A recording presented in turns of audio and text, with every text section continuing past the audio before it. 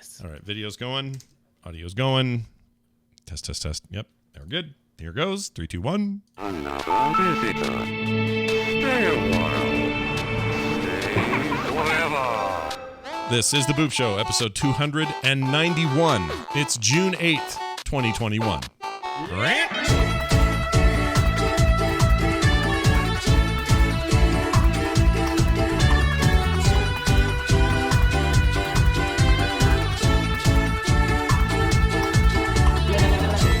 Back to the Boop Show, everybody. Or maybe you're here for the first time. If you are, welcome to what is basically a good hour or so of us talking about the indie scene.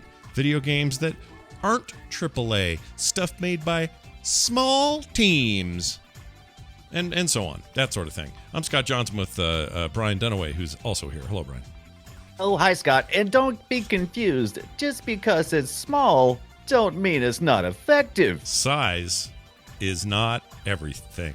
Or wait. You would be amazed at the number of indie games that eventually make developers into AAA developers. Oh yeah, for sure. Look at those guys over at Supergiant Games with the Hades success, man. They're on the verge of being something way more than just an indie team.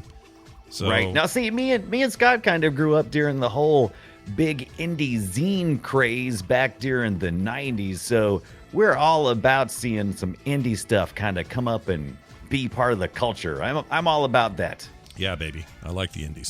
Did you publish zines back in the day, Scott? No, I had my I know own. you have a newsletter now. But... I used to have kind of a newsletter thing, but it wasn't really a zine. It was more like my comics. I would draw things and then print it and give it to my friends. Indie comics was amazing. When people started printing their own little indie comics and handing them out, that was an amazing time. It was a cool time. It was a cool time. This is an amazing time now. Let me tell you now, if you don't recognize it, this is an amazing time. Yeah, welcome to the amazing time that is now, and the Boop Show's here to talk about it.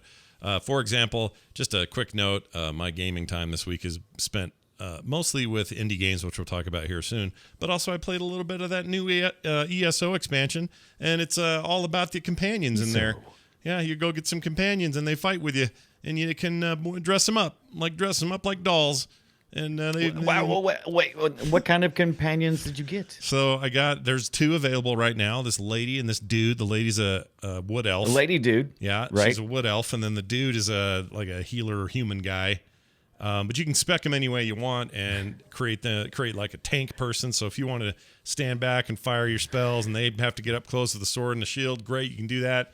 If you want to have what if you want to turn them into a train person, like Thomas the Train Person? That won't work. It doesn't work. Okay. Just tanks then. No just trains. Tanks. And then you were messing around with a demo, or you ran a test on that Demeo. I keep saying Demeo thing on the Oculus Quest. This is hilarious because so this weekend we're going to be playing Demeo, which is a Oculus Quest VR game. I guess it's other places too, but that's where we're going to be playing it. Me, Brian Ibbett, Nicole Spagnolo, and Steven Sliker, and as well as a special MC, Scott Johnson, this weekend. I would be playing it, but this stopped working. Right. This right here broke. This broke. And I don't know what happened. Somebody dropped it, I think. Well, you can tell as I'm handling it with such care. I was about to say, it was you, the way you're handling it. Even if you're listening to the podcast, you probably can hear Scott jangling that thing around. Yeah, but this Saturday, the June to 12th, Scott Johnson and I and the rest of the crew are going to get together and we're going to fight some Alzheimer's, right? Isn't that what we're doing? Yeah, beating the Alzheimer's down, baby. Yeah. Thanks to Brian Ibbett bringing us all together. We're going to be fighting some Alzheimer's and we're going to be playing Demeo. Yeah. It's a role-playing board game in VR. Yeah, in VR. And, in VR. Yep, that's right. All I have to do though is switch around video and watch you guys play, which kind of sucks. I was really looking forward to doing it, but I'm glad we got 4 of you. And if anything, it'll be nice to have me there to do a little switchy switch. So it'll all work out. It's Saturday. I think it'd be great because you'll be able to talk to the chat room. You'll be able to do some switchy switch, all that good stuff. It's going to be a really good time. It's kind of like a little tabletop gaming in the VR world. Well, it's literally exactly that. What it is. Yeah, it's not even kind of like that. I think it is 100% that. So check it out this weekend, 7 p.m. Mountain Time at frogpants.tv. All right, time for us to do a little bit of indie news this week. I don't know if you guys saw it, but the the Gorilla Collective Showcase happened. I saw it. Yeah. And if you're like, wait a minute, Gorilla, what's that mean? The opposite of not guerrilla video game making. You know what I mean? We're not talking about actual gorillas, okay? We're not talking about that. Right.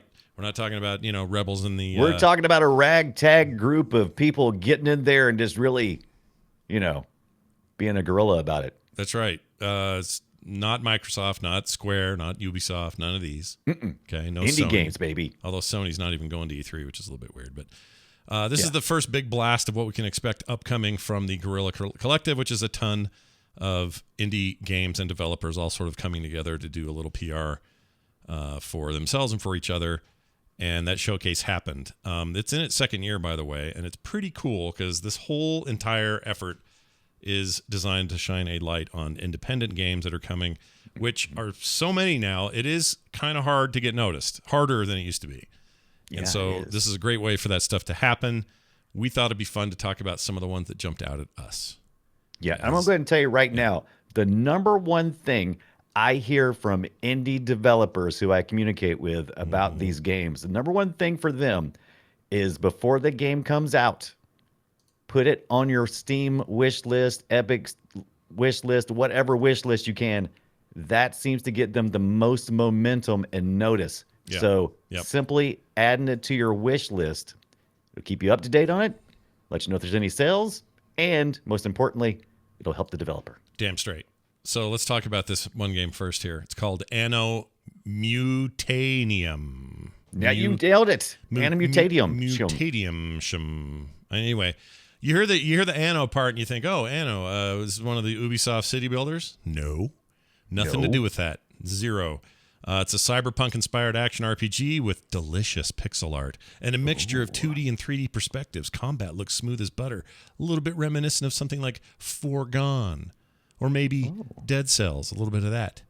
It looks cool and definitely on my radar. Oh, it's funny. We have if Cyberpunk disappointed you, 2077, this looks like it's gonna be a much more pixelated good time. Maybe. Yeah, it does. Maybe expectations will be a little bit different. Maybe the bugs will be less.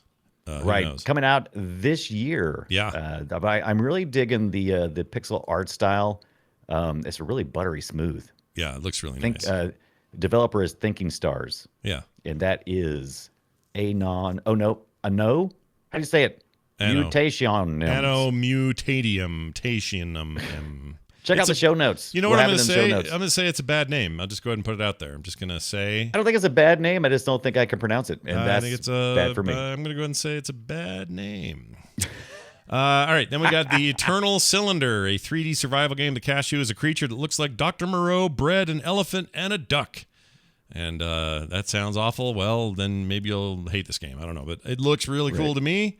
Some Unreal Engine business. Kind of looks like where we were wanting to go with Spore, but not that in depth. It looks more like No Man's Sky to me. It looks like you got this No Man's Sky world with these alien creatures that evolve over time as you play. Yep. And there's some trippy environmental stuff going on, some crazy creature Right now stuff. we're looking at Cubert. Yeah, what the frick is this thing? This thing on the wheels. Oh, man. I like it. He's a little Cubert dude. Yeah, this looks really rad. For those just listening, you may want to look this one up. It's the Eternal Cylinder.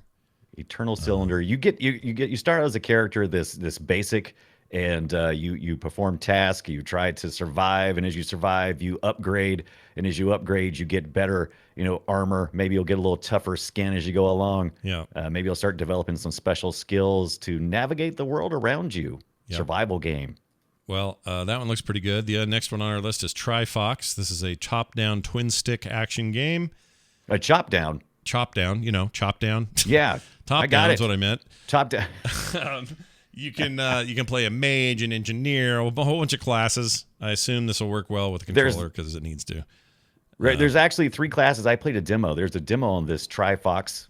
Oh, is this already out as a demo? I didn't know that. That's cool. It's out as a demo. It's not. It's still to be announced on its release, but it's a pretty solid demo. I think they're probably just adding content because everything worked very smooth. Mm-hmm. Kind of reminds me of.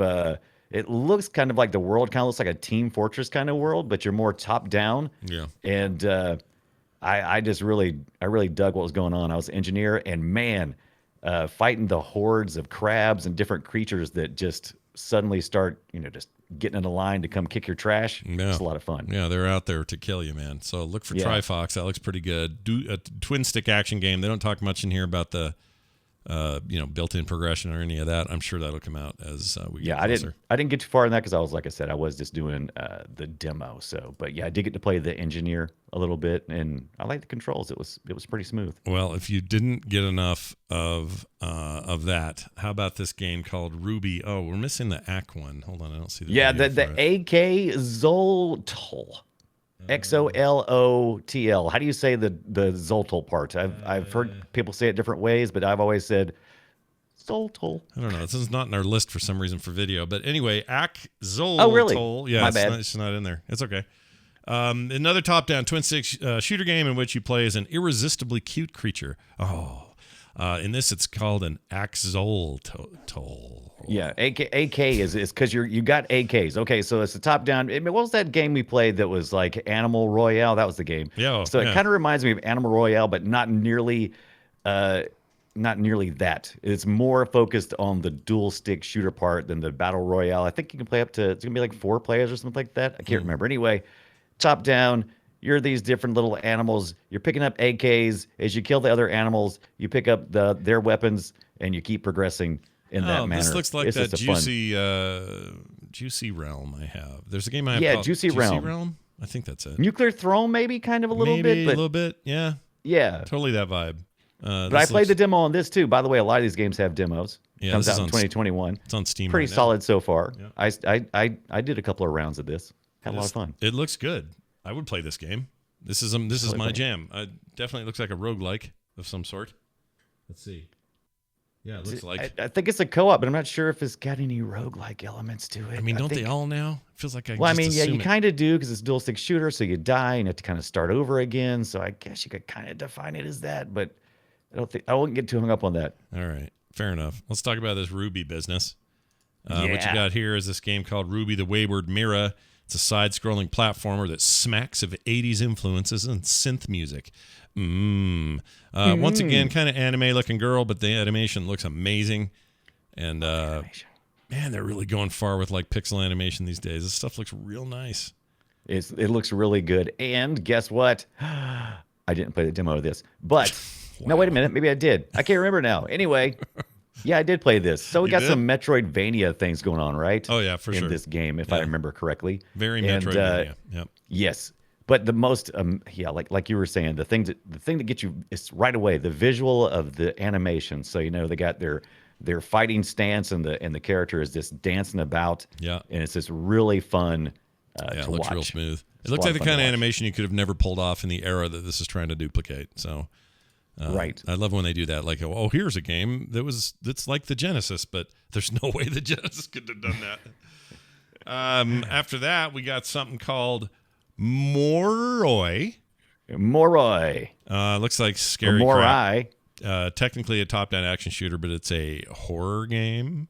Horror? Right. And this is actually, if I understood it correctly, this is actually a reimagining of an old PC game. Oh. It's one of those creepy looking puzzle games. Very creepy. Okay. I mean, but I think it's actually scary, they had a what's that now? It seems point and clicky. Like I'm just sort of. It is very point and clicky. You're just on rail solving puzzles, but the idea is just to have this real atmospheric creepiness to it. Okay. Oh, here he is, dual stick shooting. Boy, a lot of two stick shooting shit in these games. This lineup, which I'm totally fine with, by the way. I'm a big fan. Ooh, he's putting a mace in his hand. That's no good. Yeah. Yeah, I don't want Maybe that. I'm thinking of the wrong one. Maybe this is a different one. I saw a lot of indie games this weekend. Well, this one's pretty scary looking. I'm not gonna. That one's pretty scary too. Yeah. Yeah, that looked pretty scary. All right. Next up, we got Source of Madness, side-scrolling roguelike, oozing Lovecraftian vibes. It says here. This is also probably a little scary, right? Can you handle any more scary, Scott? I mean, I can. Sure. If it's not first person or like third person, like up, down in the dirt, I'm fine. I can do that. But no, that's Down not in the true. dirt. Because Little Nightmares 2 just about made me die, so I take it all back. Yeah. I don't want anything scary. Yeah, and this is a side scroller too, kind of like that Little Nightmares yeah thing. It looks nice. Yeah. You trying to get to the moon? It Right. said in the words there, going to the moon. It is. Okay. And this is a very, a really look how cool that looks. Though Yeah, that is looks some really cool Would animation. you call it? I'd call this eldritch horror. Sort of. Oh, Yeah. that's spot on. Yeah, because look at this stuff. It's like something like a Cthulhu business going on. For It's sure. very Cthulhu. We got some very Lovecraftian stuff going on. Yeah, look at all the lighting effects. That looks rad. That game looks really neat. I'd be into that. I'll play that. Source of Madness. Look for that one. Side scrolling to a place near you. Lovecraftian, rogue-like, oozing. Here's one. Industria. I like this name. Right. Industria is a first-person shooter. I like this inspired- name because I could say it and people will know how to spell it There instantly. you have it. Exactly. This is inspired by BioShock, they say, Half-Life 2, and the works of David Lynch. So I'm sure we'll see a thing about a guy on a lawnmower that goes a long way across the country. Anyway, it's in a parallel dimension accessed via East Berlin near the end of the Cold War, and you fight a bunch of robots. So I'm seeing German weaponry in this. I'm always down for some German guns. I think German guns are cool. And the art style, and it looks like the visual style almost feels like Half-Life. I mean, it's Oh yeah, totally. Totally. Yeah. Everything Or about this BioShock. is like BioShock, Half-Life, that style of storytelling in a first-person shooter there. This is just oozing that. Boy, the lighting effects are freaky. Yeah. Okay, I that looks like it. slightly scary, these robots. I don't know if I like them. I don't know if I care for them. Oh yeah, that's the hellhounds, the hounds that will hound you. Yeah, because that's what hellhounds do. They hound you Yeah. like hell. It's like get off me. Next up, we have Chernobylite. Chernobylite. Yeah, like Chernobyl, but with But light. with light at the end. Yeah, well, light like a diet. Lite. Yeah, like you're getting the Diet Coke, basically. Right. It's a sci-fi horror game currently in early access. Comes out in July this year, finally, and is like a walking nightmare, sort of a. Yeah. Remember Metro? I read up on this. It reminds me of like the what'd you call it? What was the game you said? Metro. It reminds me of Metro. Yeah. Sorta.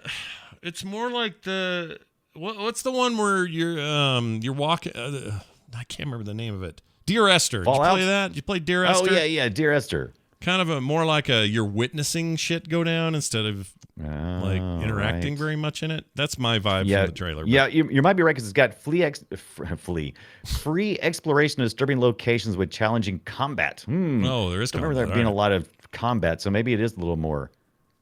right. I wish it had Flea in Fallout. it. Like you just said, Flea was in this, but he's Yeah, too flee. busy. That's what you need when this game looks like I all need to be fleeing right now. As a Yeah. matter of fact, that looks scary. You This go- looks like something that's got. Holy crap! You see that thing coming at the guy? Yeah, no, I think he's I got a know. plank in his head. Yeah, I know. He's got a plank in his head. That's Scott. right. Head plank. I've been there. Been there Ooh, before. and I like this this full motion video cutscenes they have going on too. That's Yeah, it seems pretty cool. That lady looks a lot like what's her name in Resident Evil, and she can bite me. Yeah, I'm kind of getting a Resident Evil vibe a little bit Yeah, out of that. slightly. Not, yeah, slight. Chernobylite looks like some kind of the Chernobyl stuff has made us all zombies kind of thing going on. Hard rock, fast-paced action, 3D combat, anime as hell art. Yeah, that's right. Ultra Age. Ooh. Ultra Age. It's the Age of Ultron. No, that's not it. No, This that's is not right. anime hack and slashy looking. If I had to compare it to anything, it's like Devil May Cry kind of combat. That's exactly what I was going to say. Is Devil May Cry. It's a DMC. Yeah, looks nice though. Looks very Run DMC. pretty. Run DMC. That's Run Devil May Cry. Right. Yeah, Roguelike. it looks anime hack and slash to me, and that's fine. Right. Nothing wrong with that. Hard rock. They said Looks pretty. Wow, it does look pretty. look at him hitting the ass of that donkey or whatever he's. That's calling. what I loved about Devil May Cry. I always felt like it was just such a beautiful game. Oh yeah, Visually, it's just, yeah. oh, Devil May Cry is cool, man. Oh, Gorgeous. this robot is rad. Okay, that is yeah. I'll play that. That On looks the all right. radar. Ultra Age, everyone. Ultra Age. Whoops, I just put my display to sleep. Hold on. Damn it. I hate when I do that. All right, we're back. We don't need anything to be seen. No. All right. Now here's the one I'm excited about: the El Paso Elsewhere. Hold on. Your screen. Oh, that is funky. I am flashing like I Yeah, am like an this- alien. I this feel like happens- I am like there's going to be a xenomorph behind me any second now. This happens gonna when I do pop up. a thing. Hold on. This is the coolest. I like it. Don't get rid of it. I think we should keep it. Oh, hold on. Son of a bucket. Just a second. Son of a bucket. Look at Alright, that. We're gonna go view For those who options. can't see what's going on, I am like, if you remember the scene like near the end of Aliens when Ripley is trying to hide from the xenomorph. And You the have alien. 10 minutes to minimum Yep. safe distance. Yeah. Yeah. The whole thing. Displays. Hold on. I'll fix this. I fix it. I fix it. No, seriously. No, I really do. I fix it. Okay. Did I fix it? No. I don't know. I still see my. There I am. There I am. I fixed it. It's fixed.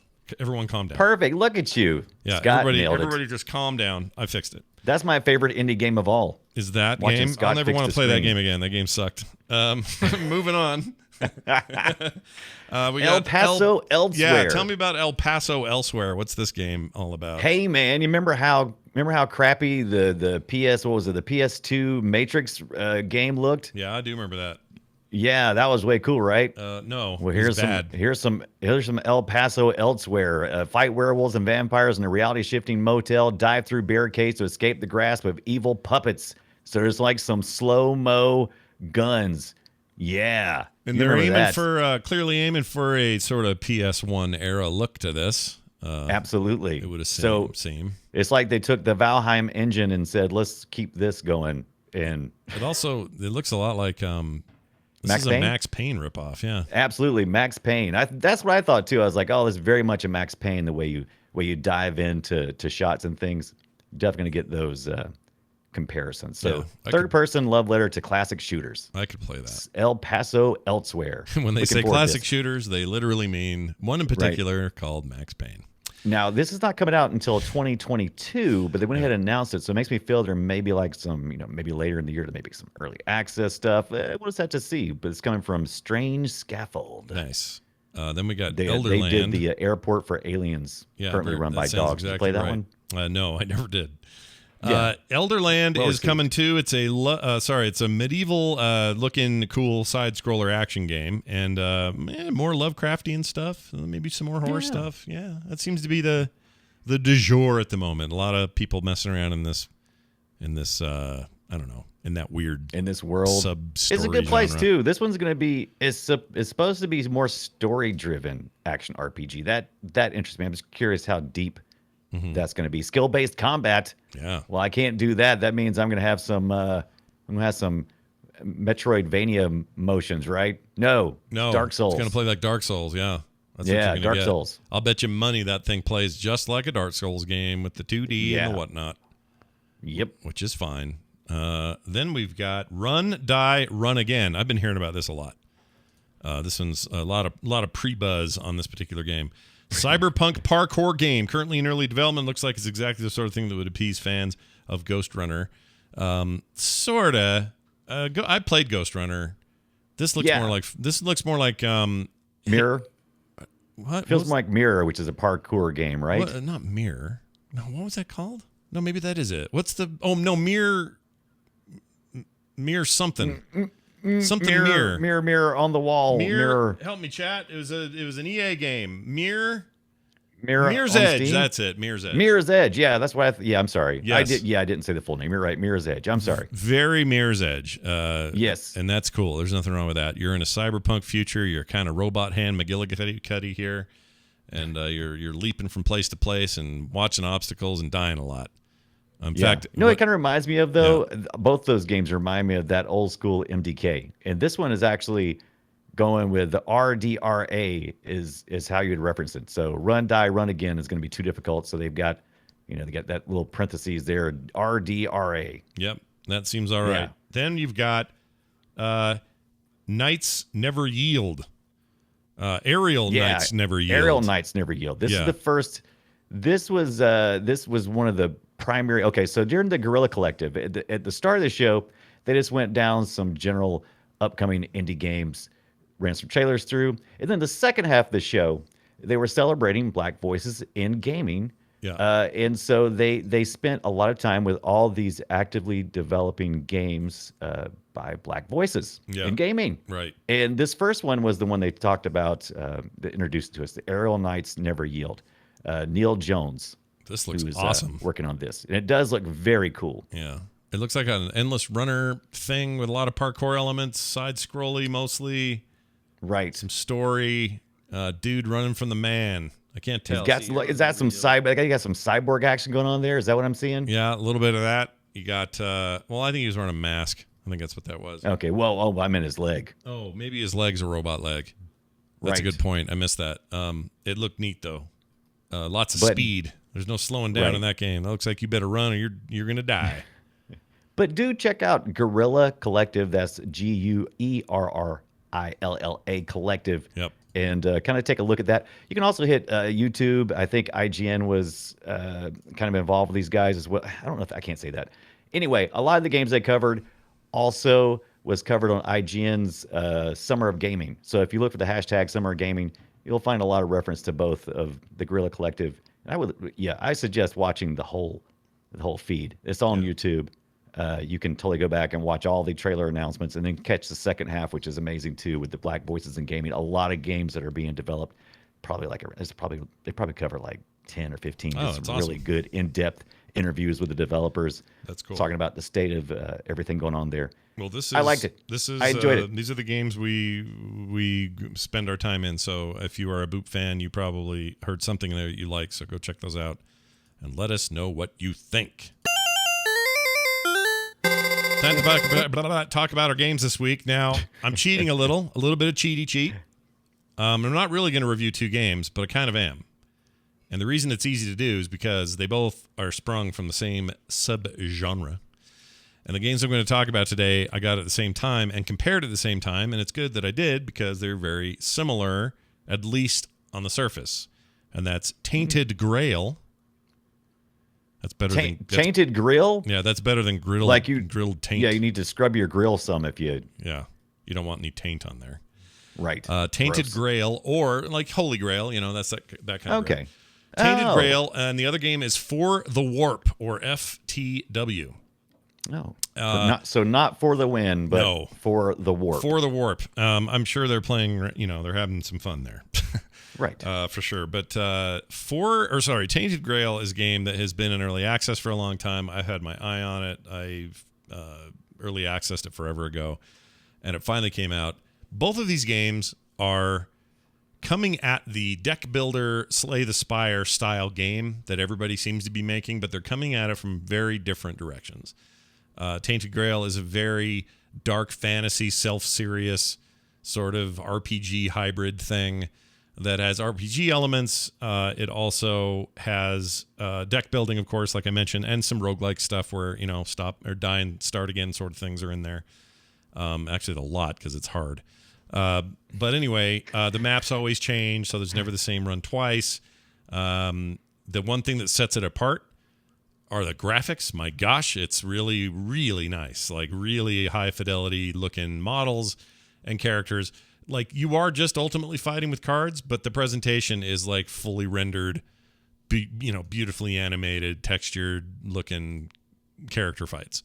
And so you're not just, it reminds me of like a Diablo game or something. It's just kind of up and above the shoulder sort of view. And you can rotate around and do all sorts of stuff with your camera. But at the end of the day, you're just sort of like, I'm going to grab this card and I'm going to use it. And one of them might be an attack card. This might be a defense card. There's a bunch of other modifier cards. Also, the creature that you're fighting or creatures may have. Guy's a lot bigger than you. Oh, yeah, he's way bigger. And he's just a tutorial guy, so you're meant to lose to him. But sometimes there's groups, so you got to do area of effect stuff. Again, think Slay the Spire or games like that, but just with a big coat of paint, like just a beautifully rendered world. There's quests, there's RPG elements, there's a ton of classes to open up and use right now. When you start, you just start with kind of the warrior type guy. Name him whatever you want. It's got a story. Is this heavily Arthurian? Oh yeah. Yeah. The concept is, well, I should let me back that up. The concept is you were on your way to the Avalon, right? And you lived, but you're in a world that's not too weird or anything. And then you enter that world and it turns out to be super weird. And in fact, they call it the weird. I like this recent trend of taking the Arthurian lore in this darker direction. I mean, there's already some darker stuff in it, but I feel like people have really got away from the romanticizing of it and really gotten into the I think what's happening. I mean, the way that this is treated, it's almost like you ate a bunch of bad mushrooms and now you're in a fantasy world, kind of. But that's not the story, but that's how I imagine it. It's a gritty, grimy, very serious sort of RPG with a dark fantasy take, and I think it's very cool. The deeper you go, the more of this town you unlock, and that town lets you unlock abilities and special stuff that help you throughout these matches and that sort of thing. This guy's going really slow because it's the tutorial, but eventually, when you go out into the world, sorry, go ahead. We need to talk about that one day. What? We need to talk about the games that get tutorial pacing right and games that make me want to quit. Well, yeah, there's some that do a better job than others, for sure. Right. But I don't want to get too far into that today, but I would like to talk about that one day. I would say this one's pretty good, but it's a decent topic for another day. It is very cool. There's a lot of mechanics I haven't mentioned because the core stuff is there. As I've put out, you unlock better weapons and better cards. You upgrade those cards. There's mechanics for all of that sort of stuff. Trying to get to a boss, beat that boss. In the meantime, there's plenty of hard stuff to do out in the world. And there's this whole mechanic where you're kind of blind in the world. Everything's kind of fuzzy. You're in the weird, W-R or W-Y-R-D. And in the weird, stuff's all fuzzy and hard to see. And then so when you run into an encounter, you're not exactly sure who you're running into, but eventually you can get abilities that will help you know that more. Then when you do the fight itself, this weird thing clears up and you just fight like you're seeing on screen right here. It gets hairy, and if I had any bad things to say about it, I would say it's just hard.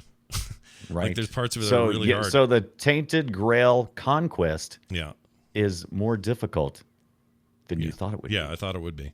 I don't know if I thought it would be. Does it make your taint sweat? No, my taint is good. My taint is ice cold taint. Okay. I think the gameplay is super addicting, really deep. I think it has a really great meshing of those three genres I mentioned. Has really good control over your dude while you're running in third person around the world, which is weird for a card game. Really nice graphics. That's I think maybe the biggest selling point of this thing.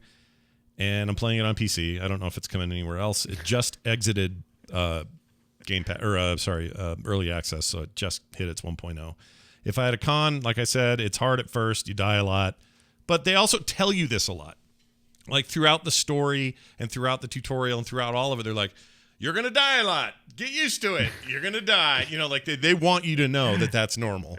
So that you don't get discouraged or whatever. And that's, I think, actually a good thing because, you never know with a game like this, how often are you supposed to die? There's a real tight balance there about difficulty. Really I actually appreciate that when they tell me the difficulty for my expectations. Right. Yeah, same here. I wish more games would tell me that because I feel like I've played a lot of indie games of the past year that have started out so easy. It's like, I don't even want to play this anymore. It's just too freaking easy. But then, like 3 levels later, it's like the most difficult game I've ever played in my life. I'm like, what happened? That definitely happens. This guy, by the way, just beat this creature that slowly over the fight glows brighter and brighter until by the end he explodes. And you want to try to kill him before they do that because it's bad. Oh, man. I died 2-3 times to those guys. He's just little chunks now. He's just little... Oh, he's just chunks, and then there's loot, and there's specs and perks and all the schmear that you need. I'm not seeing any mana cost. I'm seeing like some things. What is our? You have a mana cost. It's what do they call it? They call it a mana.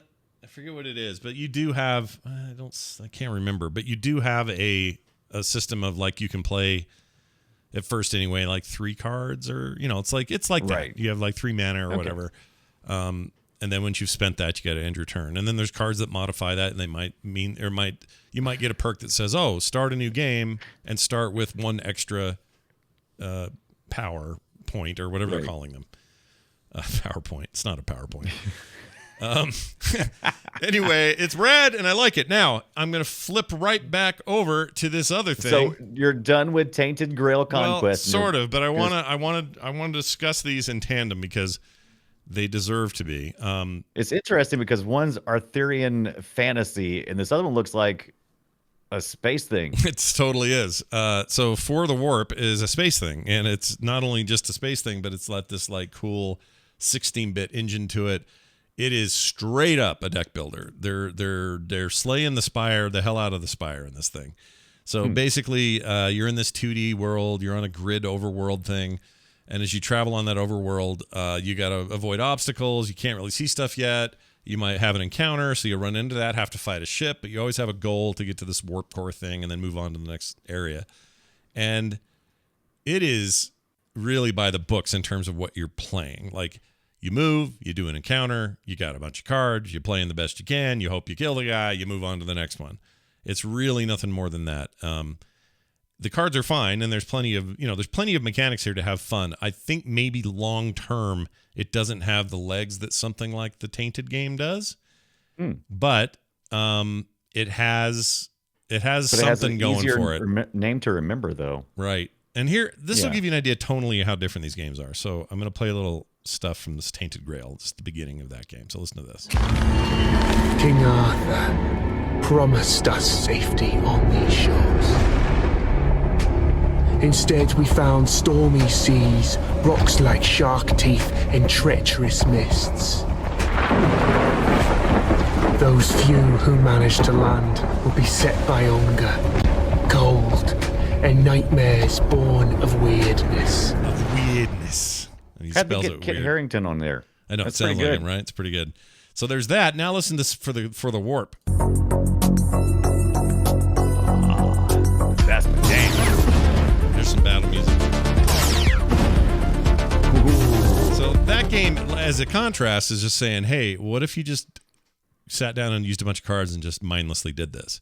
And I'm here to tell you, I think there's a place for both of these games, even in the same gamer's heart.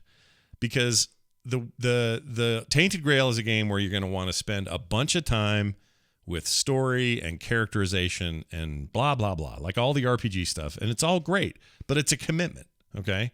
This other thing is so perfect for the warp. It's so perfect for just sitting down and going, I'm going to kill 15 minutes and play a damn deck builder. Right. And I'm just going to have fun doing it, and there's no pressure, and I'm just playing this thing. It's easier than the other game, for example. There aren't a bunch of rules to remember. You're not trying to level up a guy. You're just playing the game. They're not constantly telling you, this is going to be hard. Yeah. Yeah. Prepare yourself. Yeah, exactly. There's none of that. Oh, Arthur lied to us about the weird. It's none of that. It's just pew pew, let's go. Like, it's just a fight and let's go. So pros on this second game, I'd say, simple and straightforward combat. It's not too crazy. Yeah. Awesome retro look and sound. I think this would be perfect on tablets and phones. I hope it ends up there. It's currently in early access, so there's still time to do whatever. It's on Steam right now is where I got it. 14 bucks for FTW. Tainted, by the way, 20 is what you're going to pay for that. 20. The cons, it's a little simplified and it can feel repetitive after a while. But again, I guess the point of this game is not complexity. It's just get in, play, have fun, get out, you know? And I think there's so much room for that in games. So I wanted to sing its praises at the same time. So there you have it. These two fantastic deck builders couldn't be more different from each other, but I feel like scratch itches on both ends of a spectrum for some gamers. So I wanted to recommend them both. Go check them out. That, again, is Tainted Grail. Tainted Grail. Tainted Grail. Conquest. And For the Warp. All right, Warps. Brian, we're now going to dive into a little game called Insurmountable. Boy, I sure hope it was mountable after a while for you. No, I still had trouble mounting it the whole time. All right. Insurmountable. Yeah. It is just released on April the 29th, and I got a Steam game code from Bite Rockers Games to give it a try. Cool. What is it? Well, you get to play of one of three types of mountaineers. You can either be a scientist or a journalist or just someone who's looking for a little bit of action. Adventurer. That's who I picked. Okay. I wanted to be an adventurer. Anywho, story goes, a mysterious island with mountains pops up, and you have either, according to which character you pick, a quest to perform. Now, this procedurally generated mountain with strategy hexes all over it, where you have to choose and point and click to which hex you're going to next to navigate to summits, 3 of which there are, is a very addicting game. This looks awesome. This I would play is this. an amazing game. I love it, and there's going to be plenty of people out there who's going to hate it, absolutely, because of its simplicity and repetitiveness. Oh. It is repetitive. What's repetitive about it? What would you? Because sometimes repetition is good. It's what we want, right? Absolutely. That's my argument is it is repetitive, but in a good way. So you're strategizing as a mountain climber how to get to a summit, and like I said, there's a story here, but it's not really all that important. What you're just trying to do is you're trying to survive with the limited resources you have. Some of those resources are things like sanity, health, heat, like warmth, oxygen, and energy. So you got to balance all those things. This sounds just like a real FTL. mountaineer. Is this FTL but with a dude in a mountain? Do you know what I mean? Remember FTL? Yeah, but it's not that. It's not that. I would compare it more to it almost like a tabletop. I could see it as being a tabletop game almost.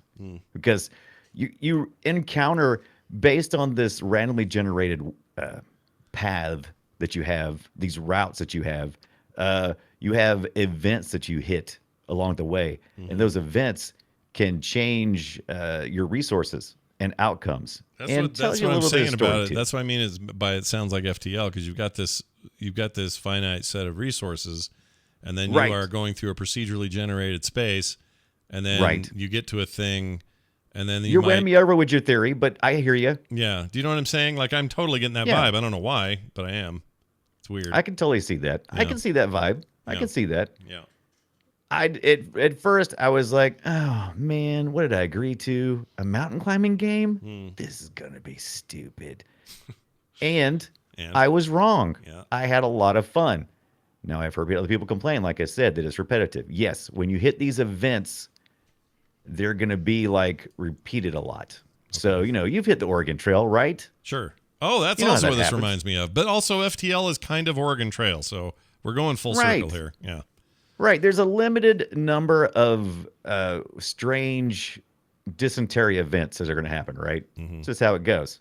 And you're going to pull that card occasionally. So that just happens. Now, the people I've heard complain most are the people who are trying to make it to the summit. That's usually their primary goal. They're like, how fast can I get to the summit? How fast can I do it? And they'll pick the shortest path and get there as quickly as possible. That's not the way. How come? The reviews are good. Who's saying they don't like it? Who's the butt? Not a lot. The people who do complain about it. Oh, okay. There's not a lot of people that complain about it, but the people who do complain about it are really angry about it. Okay. All right. I believe you. I do. You know what I mean? Yeah. No. It's I get you. Yeah. So, but it seems like it's mostly positive reviews. So I just wanted to steer anybody from complaining that I can't believe Brian talked me into playing this boring ass game because it's not. It's a climbing game. I mean, it really gets you into the mood. I mean, you really got to pay attention to your resources, your health resources, because that's what mountain climbing really is. I mean, you have a very finite amount of things you can take with you. You've got a very finite things of that you can handle exposure to. Yeah. There's a place where you get at 6,000 feet. It's the death zone. No, I don't want to die. No. But guess what? This game is all about permadeath, right? Yeah. So, you're going to lose. You're going to gain and level up as you go along. You have to hit 3 summits in this mountain area to reach your final goal. Story never really progresses. It's just, you're pretty much got one basic idea. Like if you're the scientist, you're trying to prove some kind of energy that is it's higher at that summit peak than it is other places, and it's interesting. I'm a scientist, but really the point is to try to manage your resources and get to the top. Interesting. And it seems like an interesting take on that, on survival and roguelikeness, and that I'm even if it's not perfectly executed, I applaud their effort to do something different.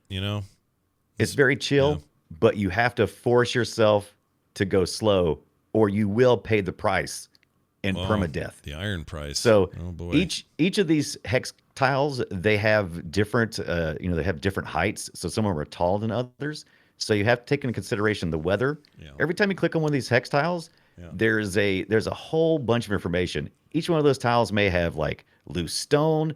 They may be in an area that is colder than you're prepared to go to. They may be, there's eerie things going on that'll mess with your sanity. So every time you choose to climb up another little area, you have to look. You can't just click and go, okay, I've got to get to the summit quickly as possible. game session times last anywhere between. Usually, I would die if I was just trying to hurry through within about 30 minutes. But I found that I could make it to most all the way through the runs in about an hour and a half, 2 hours most times. I like And that so what everything's happens is when you get, I go like that ahead. everything's a freaking hexagon. I think that's I great. love it. It is such a strategy game. It is absolutely a strategy game. Now, I made the mistake the first time I played. I went straight to this first summit because I was thinking goal is to get to the summit. So you take your little mouse, you scroll up, you hit the top little button there, the little top little hex, and you just take that path. And you're like, I'll just go straight on till morning. And of course, I died pretty Yeah. quickly. Yeah. So you have to look around and get resources. Those events that I was discussing earlier, some things are like you can have like a cave event where you can take a nap, but do it in the warmth. Maybe it's not warm. I don't know. You got to balance that. Sure. You may run into some other animals. Maybe some of those animals have some herbs. You can make a trade. Do you take a nap like Get this? a- Hold on. Take a nap like this. I'm taking a nap. You want to take a nap? I'm taking a nap here. Okay, take a nap right there then. All right. Go ahead. Continue. So you can totally take a nap. Might get eaten by a bear. Might get dysentery. Who knows? Really? You can get dysentery on this trip? No, you can't. Oh, you don't get man. dysentery. No, but you can not die from a bunch of. I always you get these buffs and debuffs along the way as you go. You can like twisting my ankle. That's a really common thing to happen, especially if you're trying to go further than your energy will allow. The more tired you are, the greater the chance is that you'll hit a tile and twist your ankle. Yeah. If the conditions are right. So you have to look at everything. You have to look at your complete picture to do that. As you go along, you can collect resources and put them in your pack. You got room for like a couple of tents. Tents are good because especially when you get in a cold area, you'll need that to keep your warmth. If you don't have it, you have to sleep outside in a sleeping bag, and that sucks. Yeah, that because you'll does lose suck. I don't want that. Yeah, Yeah. you'll lose some heat there. I want Maybe a it'll tent stay in on a my. cave. I want a tent on my hexagon. Is what I want.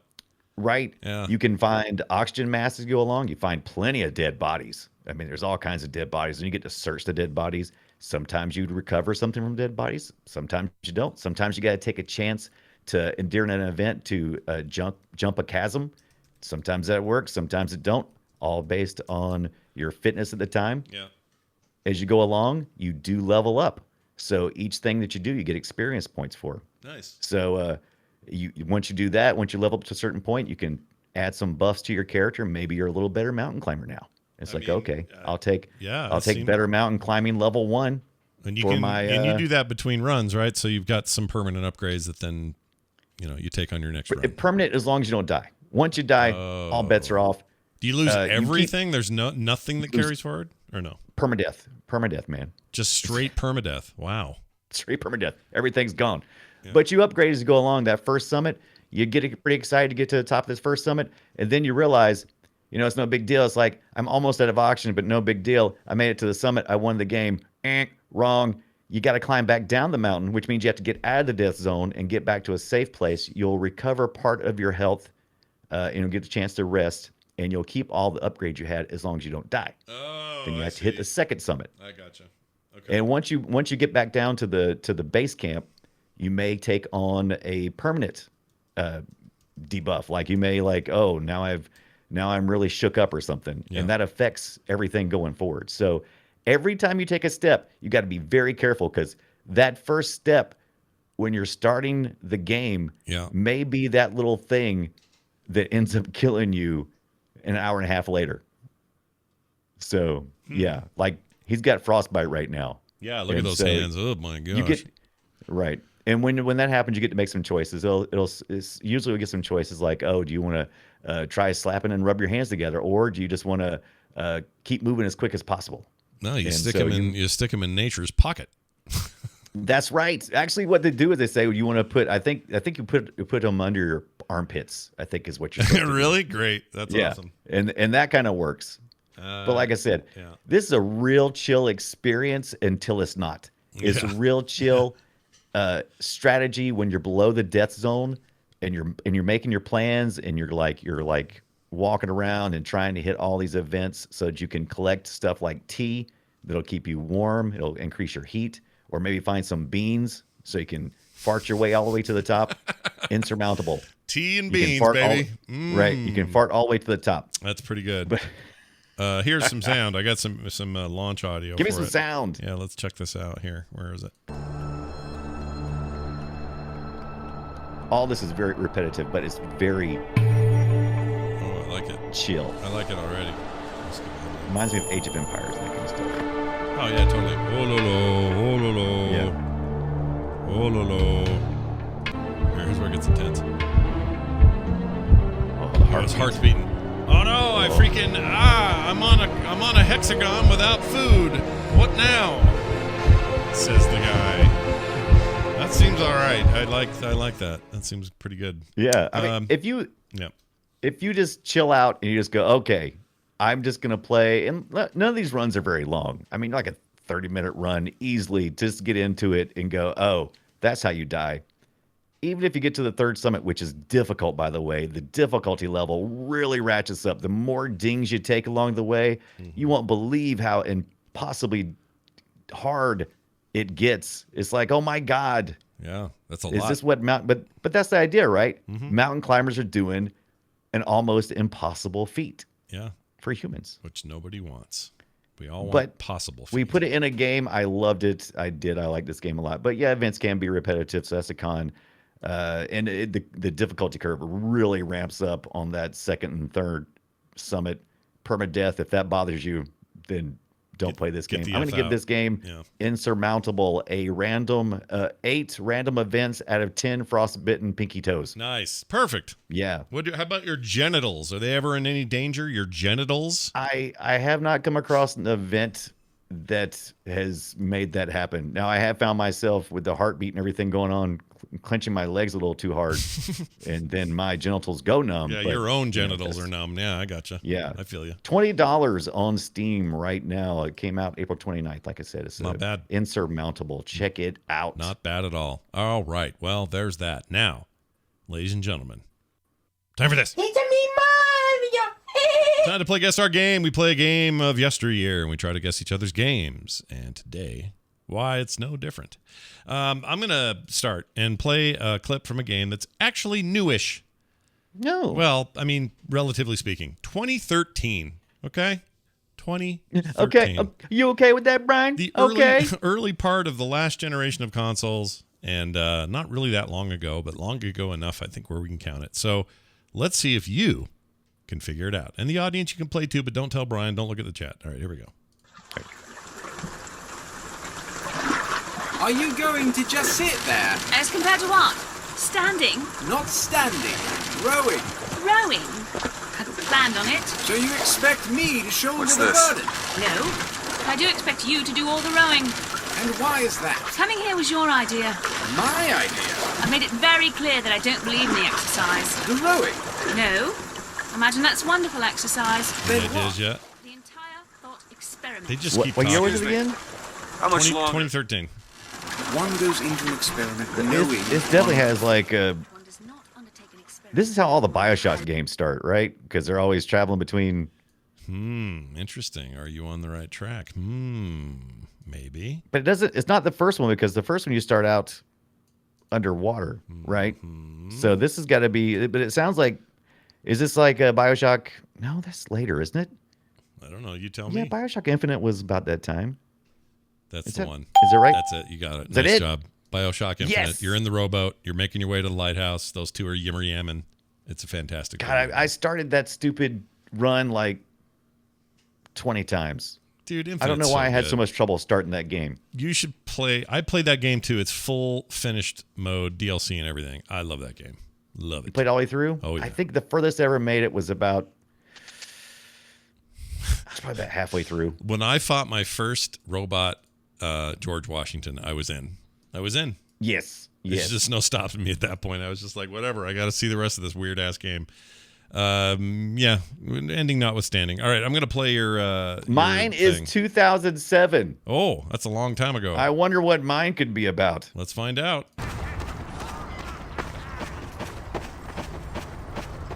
Some running. Shooting.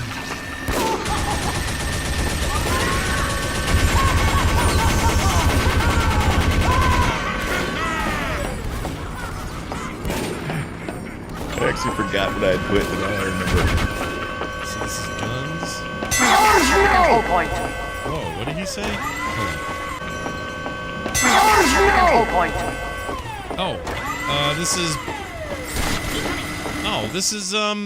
This is Team Fortress 2 Yes. on the orange Yes. box. Yeah. Well, I don't know why it took so long for me to get that. It wasn't until that voice was like, the other team has our flag or whatever. Like, Yeah. she's such a pisser, dude. The other You know what's team funny? has your information. Go get your information. Or whatever. I had originally did BioShock. but I said, you know what would be? I was thinking, I think I've already done BioShock on it before. That's funny. That's why BioShock was on my mind today. And then when you played it, I was like, oh no, I think I did BioShock. Man, TF2, And then when you started playing the gun, I was like, no, I did Team Fortress 2. I would love to see what a TF3 looks like. I know they're not going to do it. They're in no rush. TF2 is still a successful and running game.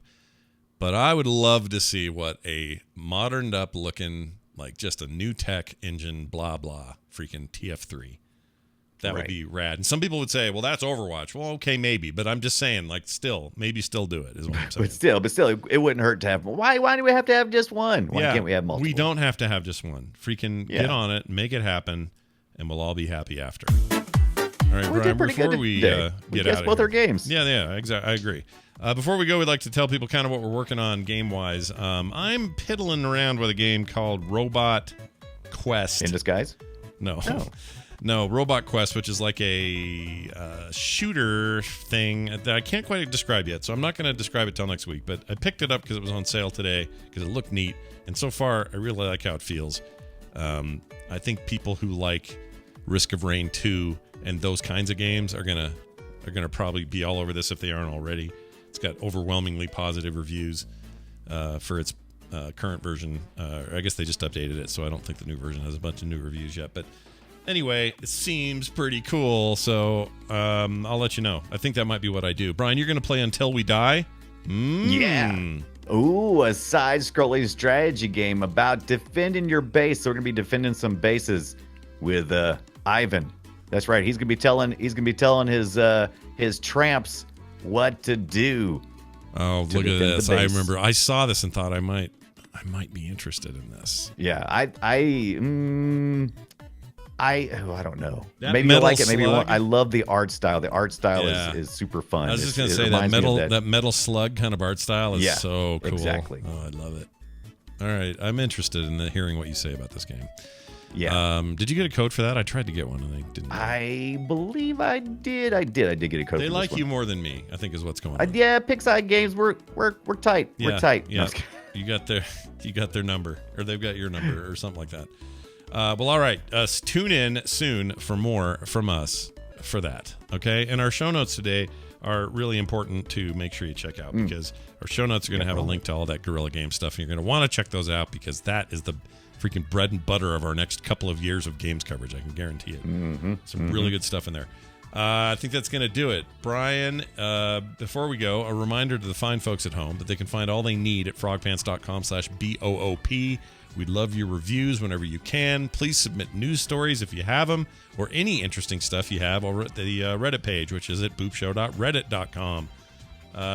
Find me and Brian on Twitter, the Brian Dunaway. I'm at Scott Johnson. And, of course, our Twitch channels, frogpants.tv or /frogpants on Twitch. And you can find Brian at Brian Dunaway on Twitch.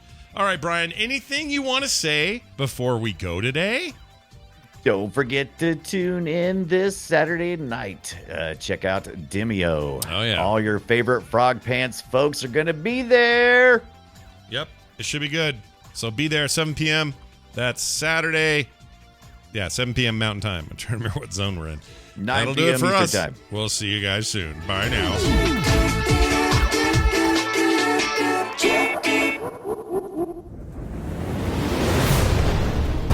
This show is part of the Frog Pants Network. Yes. Get more at frogpants.com.